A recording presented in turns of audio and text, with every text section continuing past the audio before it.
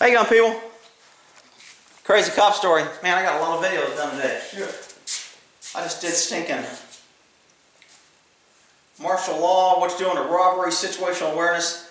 Alright, crazy cop story. I guess I'll move my camera a little more this way. I'm still in there, you can see me with that.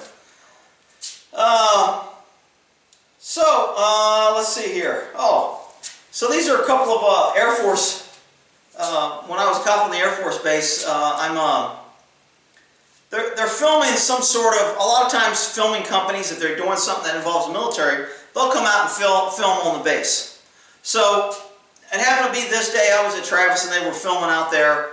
I don't even remember the name of the movie or what they were filming for, but they had some guy dressed as a cop at the gate checking an ID and waving a guy through. Now, if you've ever been through a military installation, the guy standing up there, he checks your ID, he looks at you, hands your card and says, go ahead. Well, for the movie's sake, whatever, they had this guy walking up here, he was all stiff. The guy comes up, shows his ID, he glances at it from 30 feet and goes, just really odd. So the producer, whoever was running and shit, I got assigned to, hey man, follow these guys around, make sure nobody interferes with them, make sure they don't, go in a priority area and get shot or something. He goes, keep them in control, they're going to this gate, and they're going to have the car come up with the actors and they're going to drive through, set up the cameras, do all this stuff.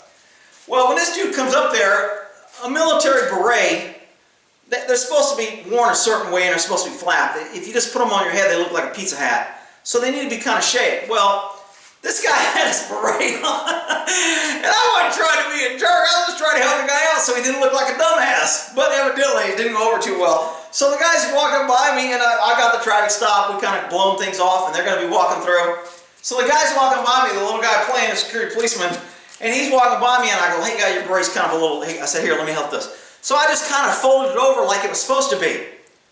Oh my God, you would have thought freaking I shot the dude. The director comes running over, some other technical dude comes running, I go, don't ever touch our actors. They get very sensitive. They don't want to be touched by anybody. Don't ever touch our actor again. I go, dude, his head looked like shit. You're representing the Air Force. I said, I'm out here supposed to be somewhat of a technical advisor. His head was on wrong. Well, next time just tell us, but don't ever touch our actors. I can't stress that enough. I go, all right, I won't touch your guy. So, it's not a big deal to me. So I'm walking off, and I'm like, all right, here comes some other dude. I don't know who he was in a chain. He was somewhere in a chain, but he wanted to make sure I realized that I guess they wanted to make sure that this guy knew that I touched him, and they were going to handle it. And I'm like, are you kidding me? This guy's whole part in the movie is to stand here at the gate, look at an ID card, and go, that's his big part, and he's Mr. Actor, that I can't touch his holy hat. I was like, whatever, dude. So I never got a complaint on it, or nobody ever mentioned it to me. If they did complain, nobody told me about it. But, so that was my big anti-Hollywood move. And then, so at this base, as terrorist incidents went up, they installed these ramps that go up to stop cars. Now, I'm all for having the ramps to stop cars from coming in.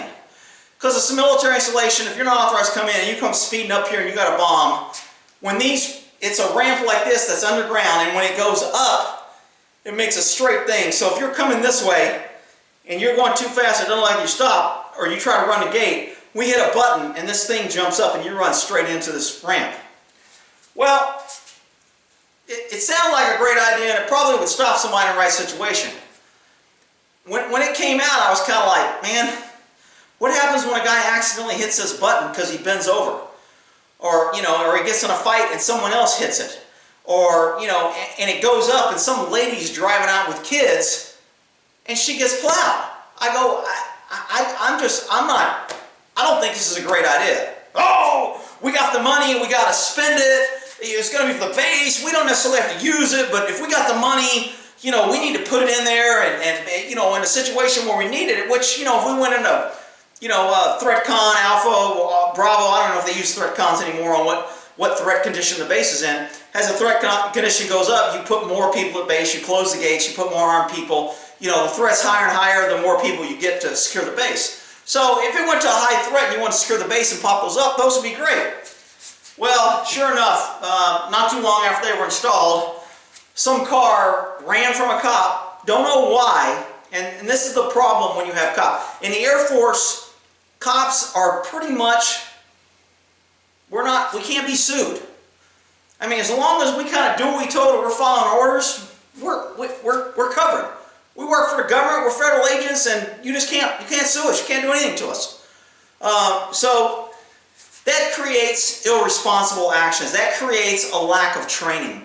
When nobody's held accountable and there's no standards that you can be personally held accountable for, you tend not to care and not worry about it so much. So, again, that's just the problem with the military installation is, sometimes you put young kids out there. I was carrying a gun at 17 years old, out there making life or death decisions, could have shot somebody, killed somebody, which what I consider minimal training, because they put you through a, academy and basic training, a few weeks, 6 months later, you're out there carrying a gun doing your job.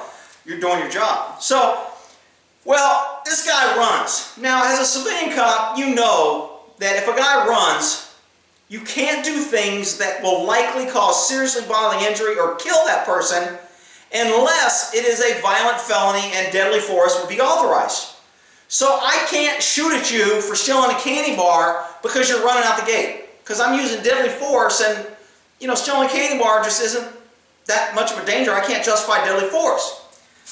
Well, the problem is when cops get excited or when something happens and you got a guy running on the base, and the radio gets tied up, and this was back when radios, they'd get jammed, two people would talk and cut out the whole system, people had to repeat.